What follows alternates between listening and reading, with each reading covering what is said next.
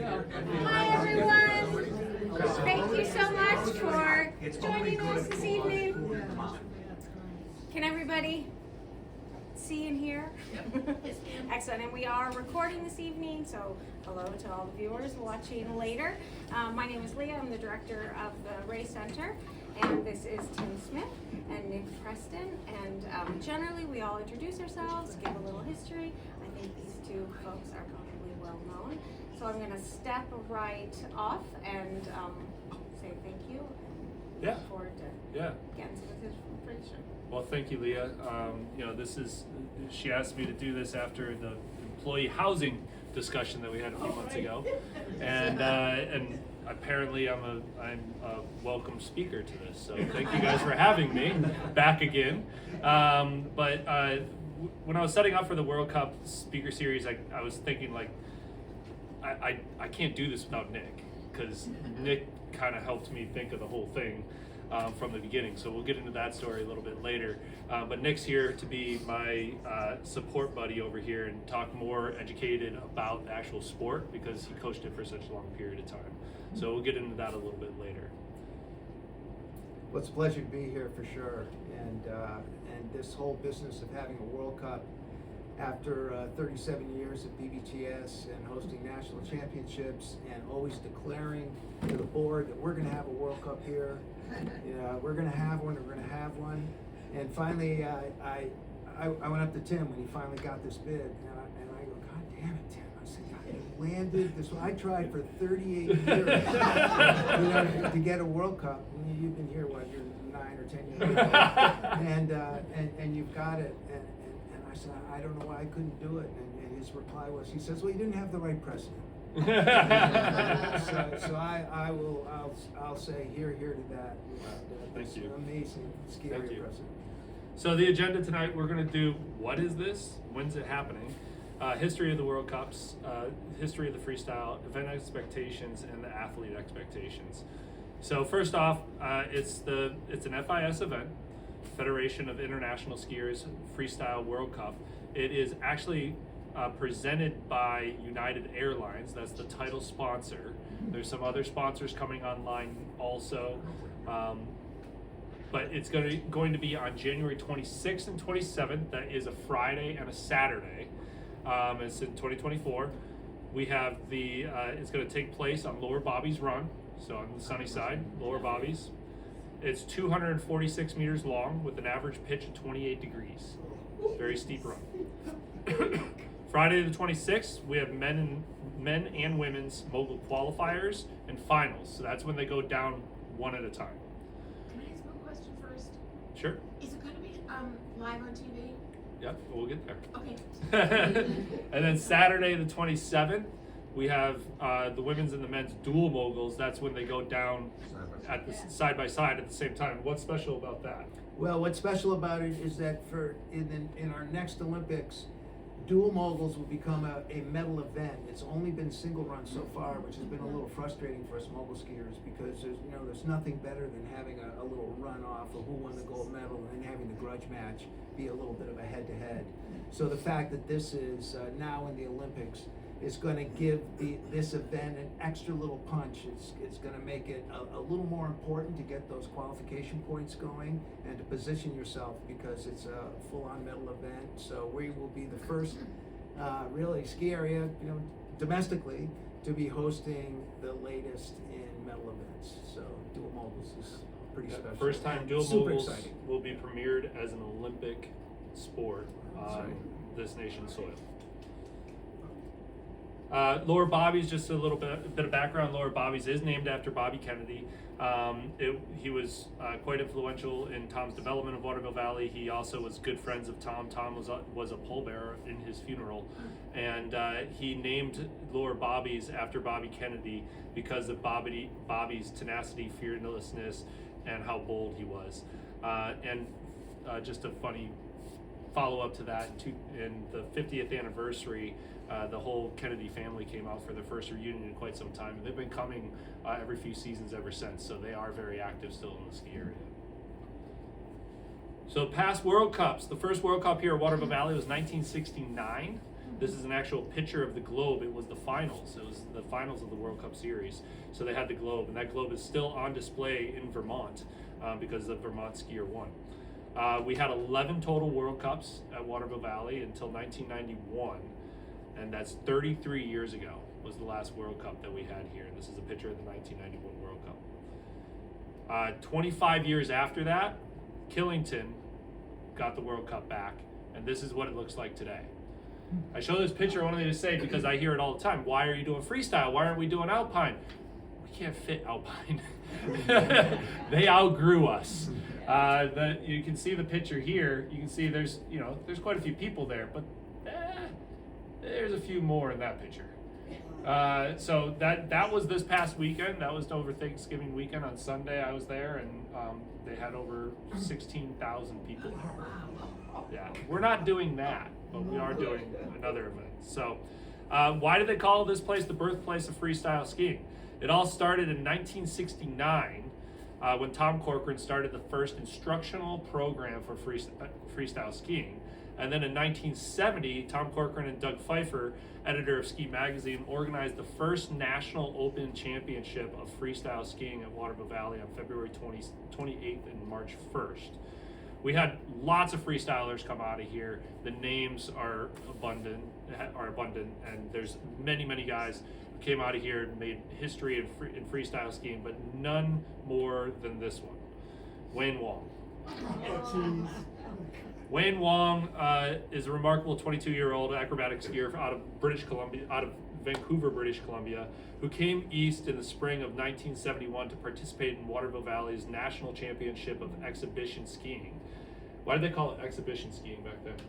Well, they didn't really have it wasn't that organized. It was just kind of everyone was taking a chance on the fact that all these people were just sort of going crazy on the mountain. They had a big jump at the top, right? Yeah, that's right. And in fact, they did all three. It was just sort of like trick skiing. Just come down and show your stuff. So people would roll around on the snow and the worm turns and all this kind of crazy stuff, and then there'd be a jump at the end, and people, and it actually was fairly hilarious, pretty dangerous, but they mixed all three disciplines. Yeah, very entertaining. Basically. Yeah, all three disciplines. So that'd be aerials, moguls, and ballet. Where's the three disciplines at the time? So he came in to do the exhibition skiing. He had started skiing at age 11 and continued in his teenage years, but found it too expensive. So his high school friends has talked him into coming to Waterville Valley just to see how he would do. The student council collected $200 to send him.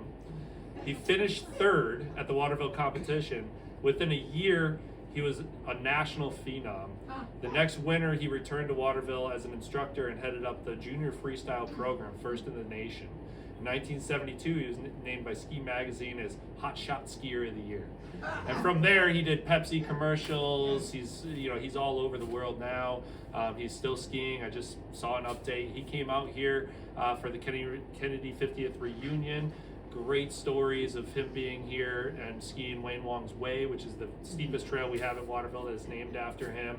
He was actually I was the first person to descend it, only because if I died, they weren't allowed to come after me. But Wayne Wong was number 2 coming down that ski hill with Chris Kennedy, Chris Sununu, Chris Kennedy Jr., Ted Kennedy, our own Bertie Britton. They all skied it for the first descent, which was really cool. And just one thing about Wayne too, he's raised millions of dollars for CF and other causes since his stardom. So he really took that notoriety, and it's amazing how it has stayed alive, and he has used that to the benefit of just one of the greatest, if not the greatest, ambassador for our sport. He's an amazing man, yeah. And did show up here at our national championships and yeah. delighted all of us. He's a personal friend. He's just a great guy. Great guy. And that's why we're called the birthplace of freestyle skiing. So now what? So we've had World Cups. We know we're the birthplace of freestyle skiing. These two guys meet in 2014. You want to tell the story? Well,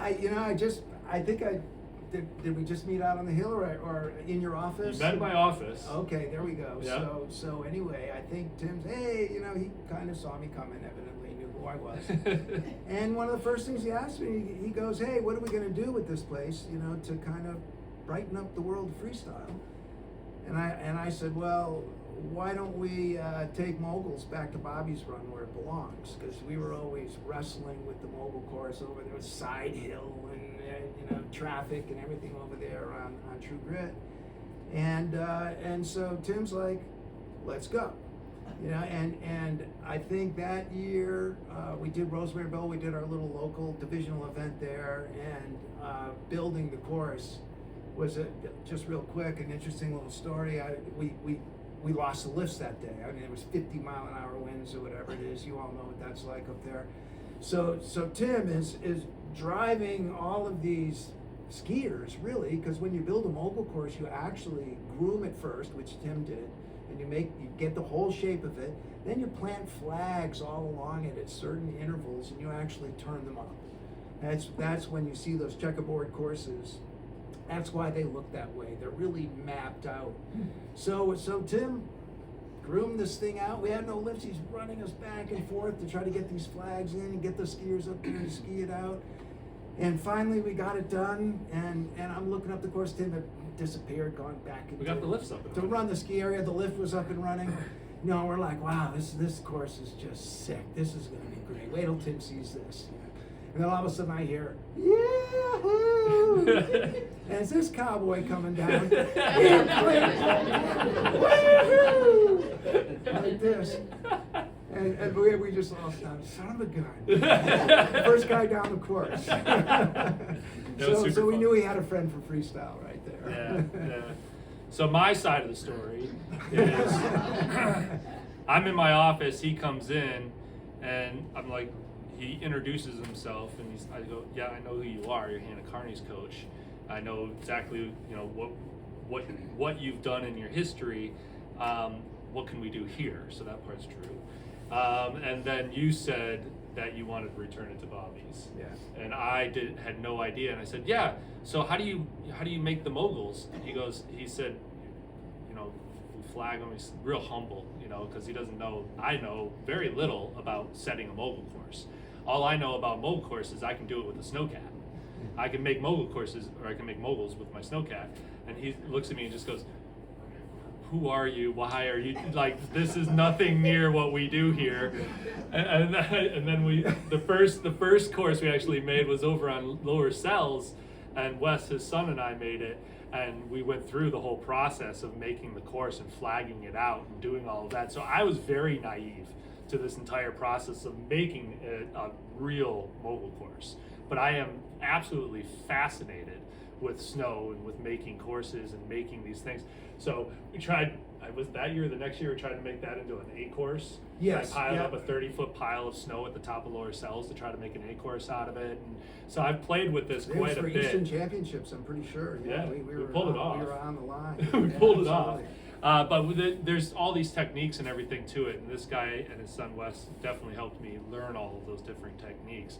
And what ends up happening is we start to build a relationship of just mutual respect.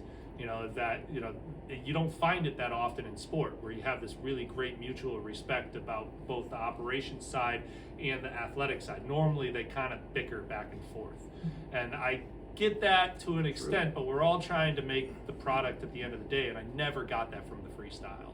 Never once did we ever have any, even when I said I could build moguls with the snowcat, they looked at me like, okay, maybe we'll try that someday. We never did. But they do make moguls with snowcats, and they make courses with cats. But the way that we do it here at Waterville is really special because we ski them in, and it makes a much better course, which we learned through that mutual respect. Then we brought this guy into the mix. That's Jamie Cobbett. Jamie Cobbett is the head of our marketing department now, and he has run big events for this resort for probably 20 years at this point. So you mix the three of us. You got the passion of the operations in me, you got the know-how with Nick and his family, and you've got the event side of things with Jamie Cobbett. So I think we have a team together now that I'm looking at the resort from a manager's perspective, going, okay, I know my ownership really wants to have big competitions. They went out, they had the the Alpine course sanctioned for big competitions. They were going towards that Alpine thing. We can't hold the Alpine races. They're just too big for us. So I started looking at the freestyle and thinking more about freestyle and what can we do with the freestyle. Then the last linchpin that we needed was we needed the U.S. ski and snowboard team to really get involved with us. So Jamie, myself, and Nick and Wes and everyone started talking about all these good things that we had happening in Waterville, especially after we had the Eastern Finals. Right. And we made an awesome course on bobbies for the second time. Everybody was shocked by it. Really, said this course is really perfect. And that was when I first realized. I think it was Rosemary Bowl when I first realized that the course is on lower bobbies. Being the birthplace of freestyle skiing. Did they just write the rule book from lower bobbies? Did they take the measurements of lower bobbies and go, okay, that's the perfect mogul hill? Because you come off at the top pitch, you're at 24, 25 degrees on the start. Yeah, exactly. Yeah. And then you come over the first jump and you go down to almost 30. It's 30 degrees through the whole middle, and it just goes to 28 because it runs out just a little bit at the end. But there's 38 turns of 30 degrees in there, and just the punchline to the whole thing is, once the athletes and the coaches got on that course, I mean, it was unanimous. Everyone's like, "This is sick." Yeah. They're like, "This is the Deer Valley is considered the premier mogul course in the world, and not us. Our guests were calling it the Deer Valley of the East." Yeah. And so I'm saying, you've got a winner here. I mean, Perfect. Let's just run with it. Yeah. If you can. So that rumor mill starts to go around everywhere. The U.S. ski team starts to hear about it. So they get in contact with us about some other things that we had going on. At that time, we had the big terrain park. So they gave us our first U.S. ski and snowboard competition was the Rev Tour, and this was a tour that we did for the lower slopestyle athletes, and we did an exhibition. We did a number of these, and they were well received. But the number one thing that they noticed about this was our community. The fact that everything was here. They didn't have to go outside of Waterville Valley for their lodging, for their athletics, for their food. Everything was well contained, and they really liked that aspect of it. And they liked the fact that they only had to deal with one company. They didn't have to deal with a lodging group and then a catering group and then a ticket group and an event group. They just had to deal with one group, and that person was Jamie. So Jamie made it seem very, very easy for them to host these competitions. So then, at the time we're doing the Rev Tour, we're still doing these mogul competitions. Rumor starts to go around, and they offer us the mogul nationals. So it's the mogul championships, the U.S. mogul championships, which is where the U.S. team comes here and bides for their spot on the U.S. team. It's at the end of the ski season. It's after the World Cup's all finished, and we hosted the first one in 2017. 17? We did 17. Yeah. And it's a 2-year contract, so we had 17, we had 18, and we pulled that off so well that they gave us an award the next year that was for the best hosted event on the U.S. soil.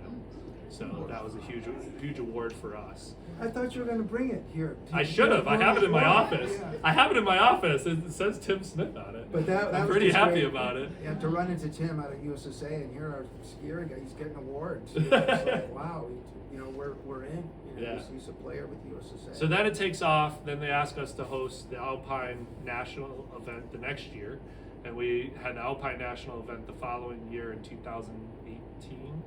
Yes, it was 18. So we hosted in 18. We hosted the moguls and the Alpine back to back. I think there was a week separation, not even. It was like a few days of separation between the two events, and these are two major events. Pulled them both off seamlessly. It worked out really well. And then COVID hit.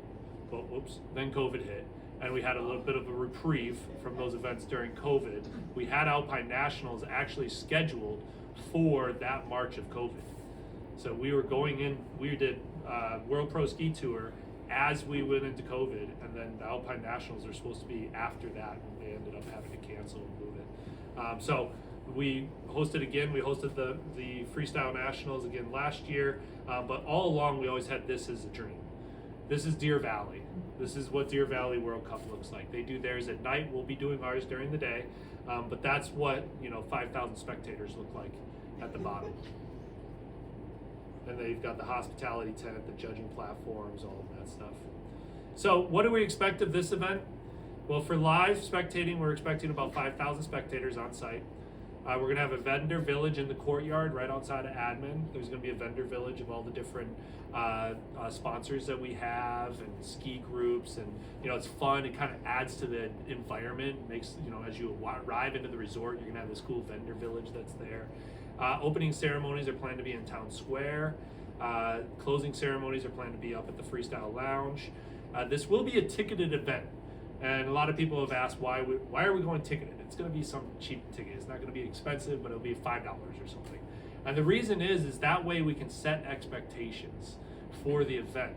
What we found is if we don't ticket, people don't take it seriously for one. So they may show, they may not show. If it's bad weather, we won't go out. It's free anyway. So there's no value there. Number two, we want to know how many people are coming. The more people that are coming, we can staff more. We can boost up our staff. We know that, okay, if it's 5,000 people coming on Friday, okay, we're going to need to have more parking attendants. We're going to need to make sure we have more buses here. We're going to need to make sure that we have the walkways are going to need to be wider on the way up to the course. The course area is going to, we can make adjustments as we know how many people are coming. So that's really the reason we want to make it a ticket event. And the back end reason of that is we get all the customer information from that. So this ticketed event is going to be purchased online. So you're going to put in all your information. We're going to know who are the people that are interested in this sport. And that marketing data is massive for us for promoting the sport as we go forward with this event. So those are the reasons why it's ticketed. Valley Run Lift will have access to the venue, so you'll be able to ride up Valley Run Lift and walk down to the venue. You'll also be able to walk up. We'll make a walking lane so people can walk up from the bottom, because some may choose to walk up from the bottom, maybe don't like the lift. And then from there, when you exit the venue, you can go back up to the Valley Run Lift and ride down, or you can just walk down from the venue. This is not uncommon in the world of mogul sports, is what I'm told. No, not at all. Sunnyside, the facility will be used only for athletes and officials. It won't be open to the public. That's going to be a nice area for them to stay warm, for them to have their team areas. And the major thing for this our first World Cup, a major piece of this, we want to make sure that the athletes are comfortable, the athletes have a great time, and the officials and the production teams and everyone, we want to make it easy and seamless. If we can hit that piece, everything else will become easier. So we're really concentrated on what's going to happen with the team coaches, where their food is going to be, where they're going to tune their skis, how is that going to look, what food, maybe some athletes don't eat certain foods, what types of foods do we need to offer, how is that all going to be served, where is it going to be served, all of those logistical things are really where we're spending a lot of time right now to make sure that it's seamless for everyone during the production period. We're going to have a hospitality tent up there, so there will be a rather large tent that we'll set up, and inside of that tent there'll be bar, there'll be food, there'll be entertainment, there'll be TVs, there'll be all of that inside of that tent. That'll be for the VIP experience. We'll also have a food truck, well the little food truck thing that I do.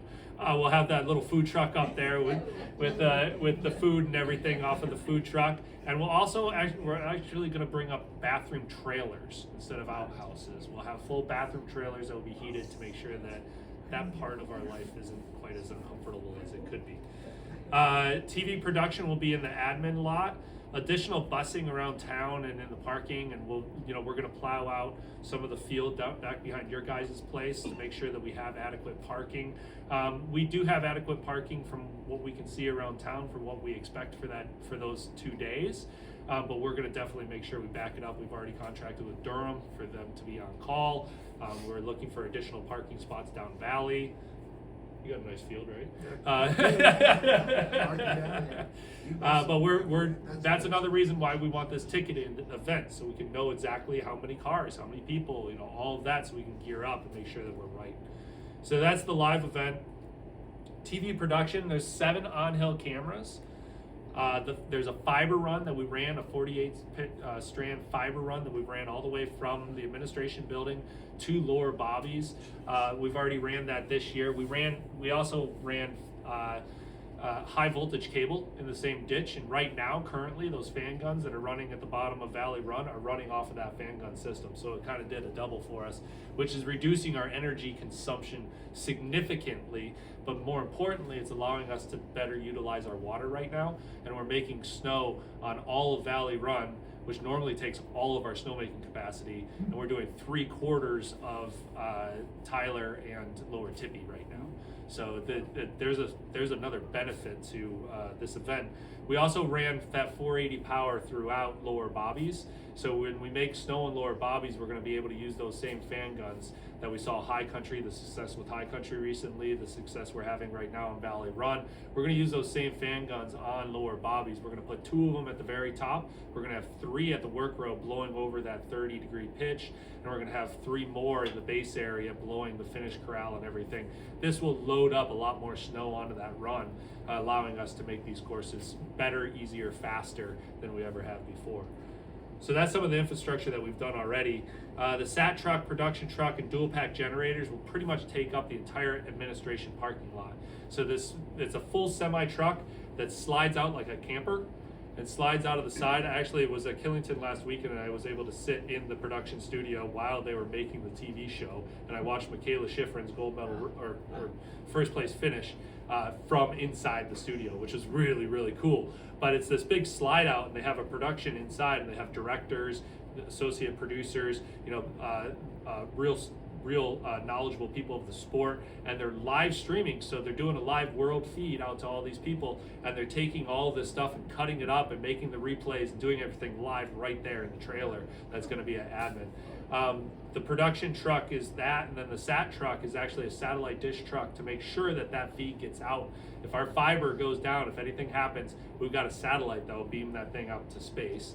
And then we've got a dual pack generator. So this means we have dual generators because they don't trust our power systems up here. Imagine that. And they're going to put 2 generators back to back, and they both run at the same time, and they both carry a load. But if one goes down, the other one automatically takes over the full load. And if the other one goes down, it automatically takes over the full load. So they have repetitive backups to make sure, because if they lose power at any given point, even a millisecond of a stop means they're down for 40 minutes. Can't have that happen, so they'll put that dual pack generator in.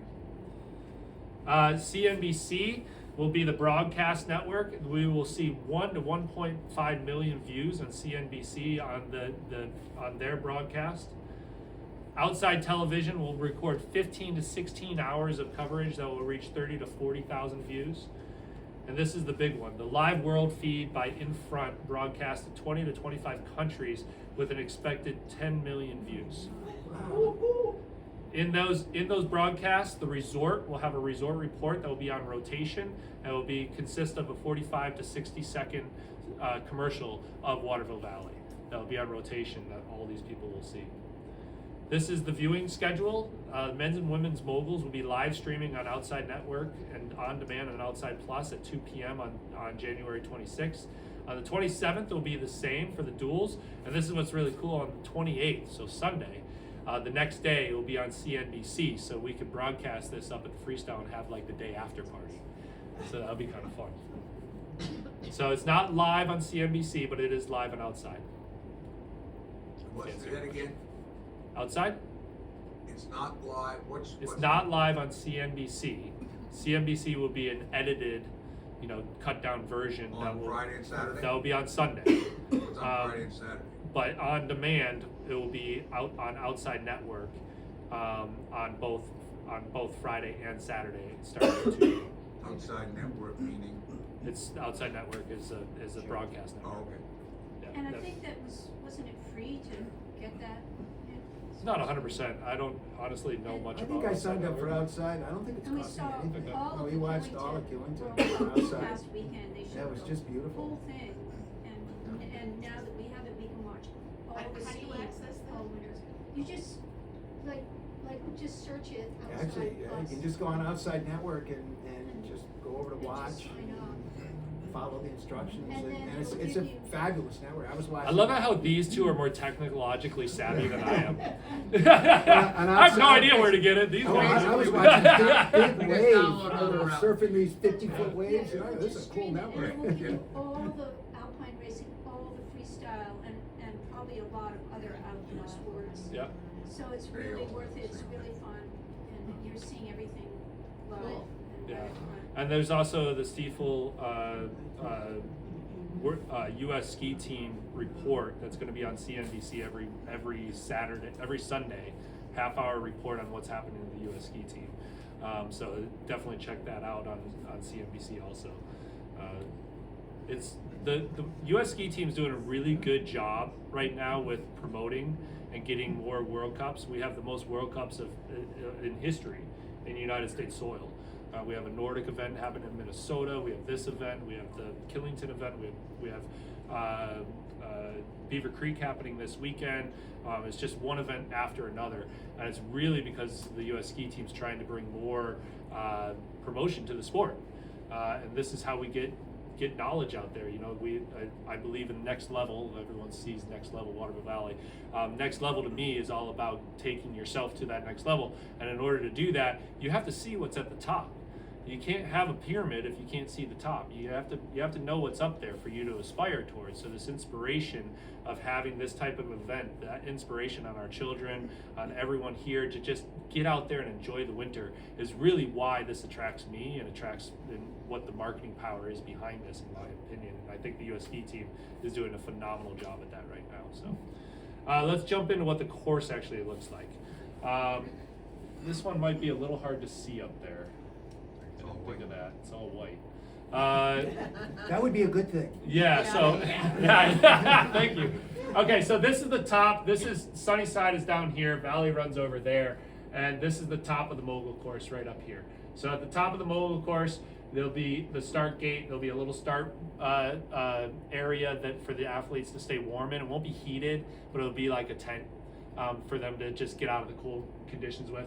Then there'll be a first jump. These X's over here mark some fencing we're gonna have to put into the trees to make sure no one comes through the True Grit trees and into the course. And then you got your camera setups, all these little boxes right there. Those are where your cameras are gonna be up. So you have a camera up at the top, that's a boom cam. So that actually has a boom that reaches out and gets the real intimate shots of them starting out of the gate. And then it booms down and follows the athlete as it comes down. First jump will have a scaffolding camera at the top, and that scaffolding camera will be able to follow them off of that first jump. In the middle of that steep field, there'll be another camera on scaffolding that'll follow the athlete through the real steep section, and then another one at the bottom, and then two bottom jump, and then two will be located in the finish area. In the finish corral, there's two cameras looking straight up to catch all the drama as they're coming in. And then behind the cameras, there'll be the athlete's corral where they can stop. And then right next to the tree line, we had to cut a bunch of trees down back to our historical limits. So a historical tree edge, and that will allow the athletes to have a lane to be able to get out of all this crowd that we're gonna have, because we're gonna have so many people in this bottom area. In the bottom area, next to the Sunnyside lift right here is gonna be where the bathroom trailer is gonna be located. Then up here, we're gonna have a tent. That's gonna be where that VIP hospitality tent's gonna be. The food truck's gonna be between that and the judging platform. And then the athletes will be able to access the lodge over on the side. There will be a ski down, and this is one thing that everyone's really excited about, and the reason we don't believe that we're gonna need grandstands, because you can ski into lower bobbies through the work road, and you can get right to the side of the course. So that's a really unique viewing area. So it's gonna be open for skiers all along the side? All along the skiers' left side of the course. They're gonna have a gate. There's gonna be the fencing, and they're gonna have athlete or spectators on the sides of the course so they can spectate. And from that position is really where you get the view of how big these athletes go into the air and how steep the course really is. But it's gonna look really neat on film too, because you'll have these pans you know, think about lower bobbies, and you have this pan shot of all the, you know, this athlete going by, this crowd of people watching from the edge, and you get the down the valley look, all the way down the valley as these athletes go by. It should be a really spectacular view. We've been doing that same thing since we did nationals, and it's worked out well. So we're expected to be able to do it as long as we have the snow. And just one other comment on that, the nice thing about a mogul course, and particularly this mogul course, because it is so steep, you have visibility of the entire course from the finish area or almost anywhere on the course. It's one of the comments we get from the coaches and the judges too. A lot of courses, you look up them and that upper jump, you can't quite see over it, you can't quite see the start. So, you know, it's a little disappointing on a lot of courses. This course, you see the whole thing.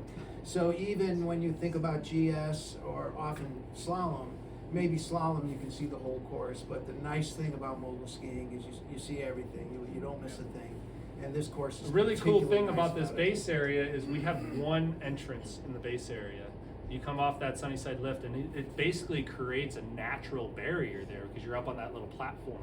And so we'll have that main entrance right there, and then we'll have the other secondary entrance up on the work road up top. This area will be non-skiing. That'll be spectator only, and you can see these little arrows that go back behind everything. There's a little path back there, and we actually found it this summer because we were trying to fit all this in. It kind of felt like I was putting 10 pounds of you-know-what in a 5-pound bucket. And I just couldn't quite figure out how I was going to ski people out without them trying to ski through everyone. We've seen that at nationals, right? You know, people Right. ski down, they just can't. You get skis all over the place. It's kind of a mess. But we found this little trail. I couldn't figure out what this little trail was, and there was this trail going right down to the Sunnyside Lodge. Couldn't figure out what it was, and we ran the comm cables up there last winter, so I was spooling up some comm cable. I'm like, what is this trail? And I found this barrel, one of those old blue barrels, and these dang blue barrels. So I pulled the blue barrel off, and there's the well. It's the water line that goes to the Sunnyside Lodge. And because they cut it so wide when they built the Sunnyside Lodge, it's basically a ski run. And so you could ski right behind the Sunnyside Lodge, no problem. So that's where we're gonna ski. We're gonna ski right behind that in the trees just a little bit, and ski right behind the Sunnyside Lodge, pop up behind the Sunnyside Lodge, and be able to access Valley Run from right there. Where's the walk up? The walk up, you can walk up right along the side, no problem. Oh, are you talking walk up from Valley? Welcome from Valley. For Valley Run? Yeah. Oh, so the Valley Run, this has been a little bit of a debate if it's gonna be on skiers right or directly under the lift. So we haven't decided. One side's gonna be a snowmobile lane and the other side's gonna be a walking lane. We haven't decided if it's gonna be under the lift for walking or if it's gonna be on skiers right for walking, but one of the two. And we need to separate that. That's another big deal. Because last year we found out that we had a lot of walkers and we were trying to move the snowmobile at the same time. And so we had some confusion there, but we got plenty of room on Valley Run. And if I could just make one comment as a course builder here. So we get a lot of comments as course builders. It's like, well, you're just building a checkerboard up there. It isn't really natural bumps. And I'd be the first one as a course builder to say, no, you're right, we build these bumps. But don't confuse it with a checkerboard. Because course builders, no, you're not going to just sort of stair run my course. I'm going to put little flushes in there. I'm going to put some long turns in there, some rhythm changes. So almost like setting a slalom course, you do stuff. You got to screw with it a little bit. You actually want to play a little defense against some athlete just going, this thing is just a holiday. No, sorry, it isn't. And one of the things about this course, and my son will be the course builder, he's a master course builder, so he will really be in charge of this. But we even have some other of our little course building coach crew. There's about 5 of us across the country, and we all get together. And we got one out west that wants us to throw these big little bumps in the middle there, like he did at Deer Valley, that screwed up a bunch of the people that were ready for it. So we kind of get together a little bit, and no, you're not going to just, you're just not going to have a holiday on this course. You're going to have to ski it. The best skier's going to win. That's what's going to happen. That's what I love about this course. I love because for me, I build it all by FIS spec. Like in the Snowcat, I build the jump, I measure it out. We have pitch, in the Snowcat, it tells you exactly what pitch the Snowcat's at, how long you can turn on a measuring tape and it'll measure how long you've been driving down the hill, which doesn't work necessarily well on 30-degree pitches because the Snowcat slides a little bit. But it tells you all the pitches, tells you the lengths, tells you all of that. So I build to this piece of paper that tells me exactly what to do. And then these guys come in and they're like, oh, I'm going to screw with them. They make all sorts of stuff. It's cool though. It's a fun sport. So let's take a look at, let's take a look at the athletes. What is this sport? What does it actually look like? This is the sizzle reel from FIS for this season.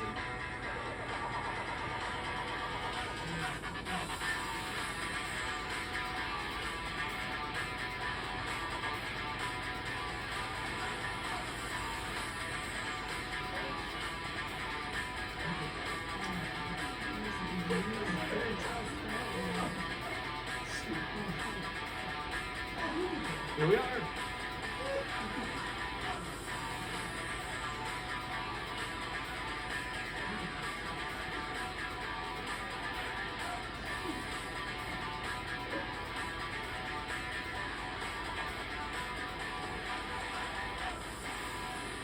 So Nick, what's the company we're keeping here? Well, we've got, in terms of athletes, No, in terms of those ski resorts that we just saw. in right terms of there. those ski resorts, well, Ruka is traditionally kind of a little bit of a flat course. It's a nice opener. It's up there. It's dark up there in Finland this time of year. That's opened it for years. Then they go to Sweden, on to France, Alpe d'Huez. It's elevation. It's a nice steep course. And I think new to World Cup actually. Bekuriani, I've been there many, many times. Most of us have been there, right? In Kazakhstan, yeah, which is an interesting freestyle country. It's had some real success in mogul skiing. And then they go to Val St. Com, which is Canada's brand new World Cup course. That's a 28-degree course. It faces dead north. It's colder than, where's that place again? Yeah, up there, 80 miles north of Montreal. So my take on it is when at least our home team comes back to Waterville Valley, where they have now competed, by the way, 6 times most of these U.S. team skiers. We've had nationals three times, 2 days over the past 6 years or whatever it's been. And the athletes love it here. They know the course. They rip the course. They like being home. And they're not particularly fond of Val St. Com. And I think you're going to see a lot of really happy American team down here, and a very, very young and talented team that is really gearing itself up for, of course, our next Olympics. And they love it here. They're going to be so happy to be home.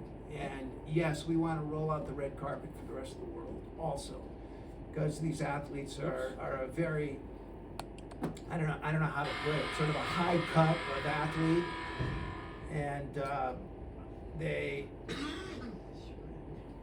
they're just incredible people. So let's And talk here we about the go. team. Okay, well, all right. So just a few, of course, Cole McDonald, right there, our second one, and he's our reigning national champion.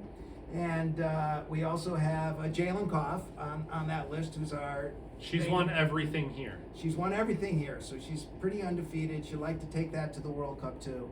There's some very interesting people on here. We've got Hannah Soar, and we got Olivia Giacchio. They're New Englanders. And Killington-bred skiers, really, so they're kind of a hometown crowd. Dylan Walczyk is from Bristol Mountain. He's a hometowner. And then we've got Allie McHuga. Now there's an interesting girl. She's the current junior world champion.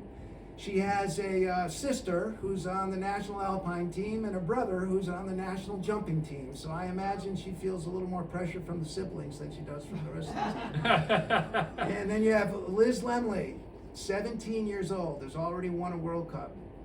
And so she's one to watch, in a way. A lot of people have called her the next Hannah Carney, but I think the field is quite deep. So this is a wonderful bunch of people. Most of them are still in college, actually, and juggling that while they juggle their U.S. ski team. And I'd say one thing about the women's team here. We have 6 girls that are consistently in the top 10. So we have a women's team that is just a cohesive, talented, they push each other, they pack the top, and they're just an amazing team. You know, kind of think like women's soccer team or something. You know, where you really see what a true athlete looks like. And I think that our women's team is just an impressive bunch of people. And so anyway, so there they are. Nick Page, of course, has won a World Cup. And so between he and Cole, they kind of run a little hot and cold. They're both 20, so they're young, and they've been on the team for a couple years. So they're real exciting to watch, and it's just a wonderful A team of mogul skiers right there. So who are we against? And then there's the rest of the world. Do all the countries have 10 members on each team? It's interesting. Let me just say one thing about our system here in the United States. I think we're the only country that's parent funded, right? All these other countries, they identify youth talent, they bring them up in their system, and kind of even Canada and Australia, and they kind of nurture them along and say, not us. You know, open playing field, you know, send your young son or daughter, you know, into some ski club and you know, fund them. And yet, here's to me, the odd thing is we win the Mogul World Cup. You know, we don't necessarily at the top of every single result list by any means, because we got some real serious players out there and some record holders that are there. But we've proven that we actually have the best system in the world somehow. It's kind of crazy.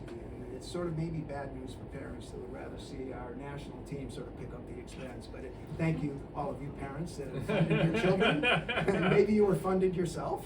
And so anyway, it's a great system. So now, from Australia, Chikara Anthony, an amazing athlete. I mean, you just look at her and you go, okay, there's someone that is got the goods. You know, she's tall, she's strong, skis beautifully, and a little bit quiet, a little humble, like a lot of those Australians are, but a wonderful.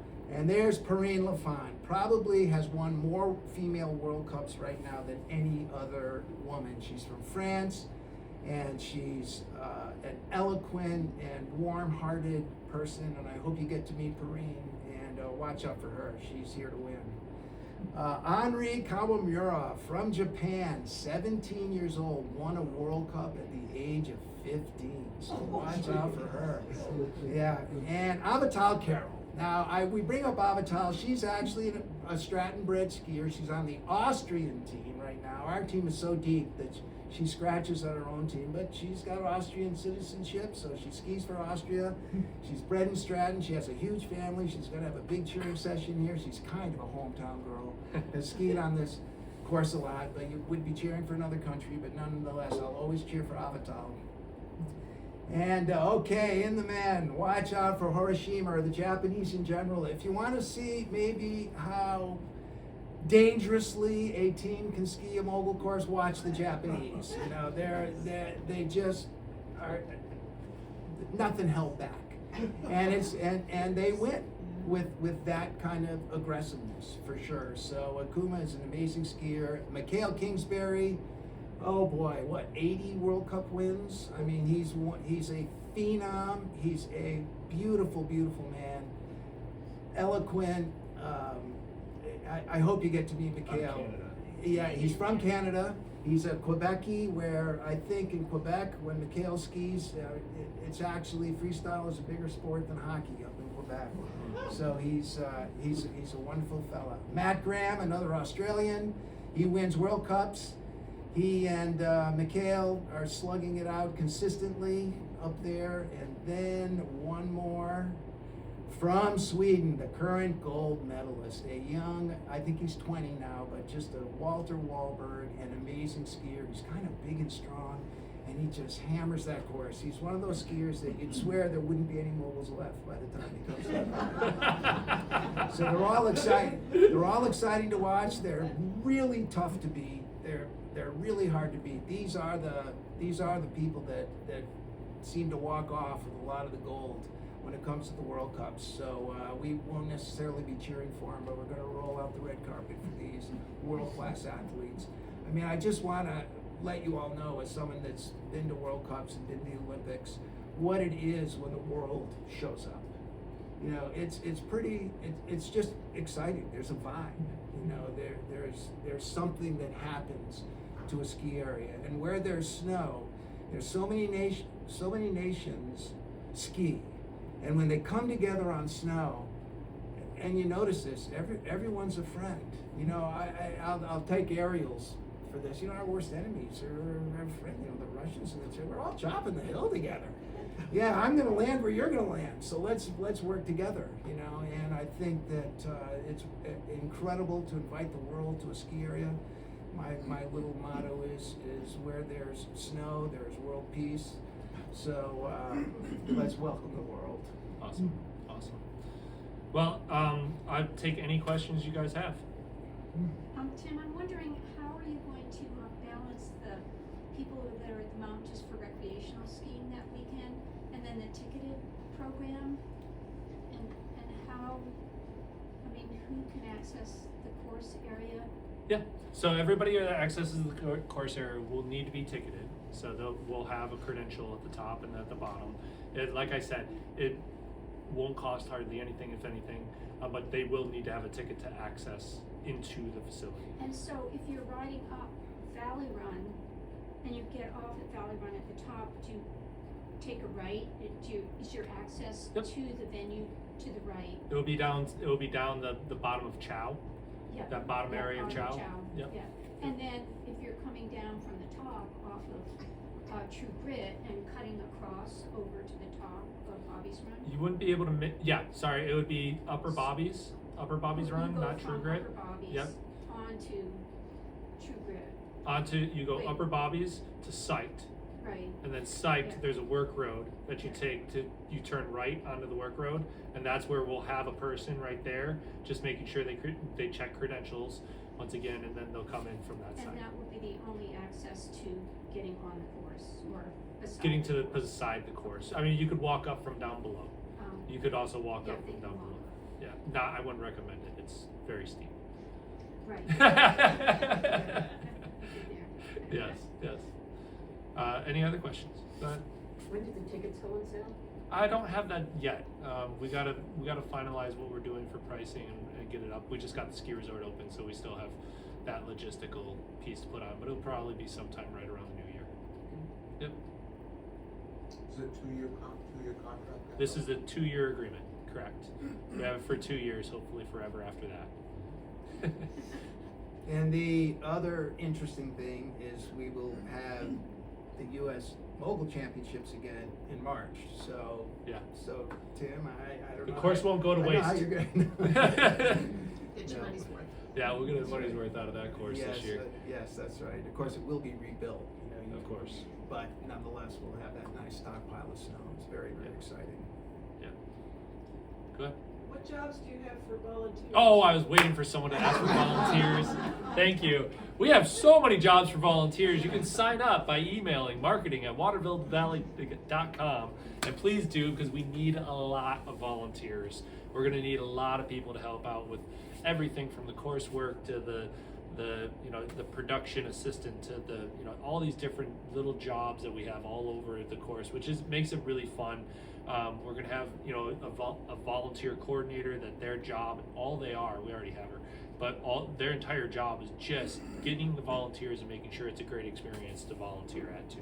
Do you have a list of jobs? Yep, And there's a when- list of what jobs dates that- you need them? Okay. Yep, the list of jobs is if you email waterville.com, you'll be marketing@waterville.com. They'll put you on the list, and then they'll start the coordinator will get a hold of you and outline what jobs are what, and then fit you guys in for the best spots. Can I sign up for the lower jump shaper? Sure. I like it.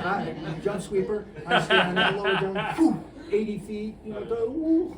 It is the cool part about the volunteers. You get behind the stage. You get to. I mean, at the nationals, volunteers are the ones actually dropping the gate.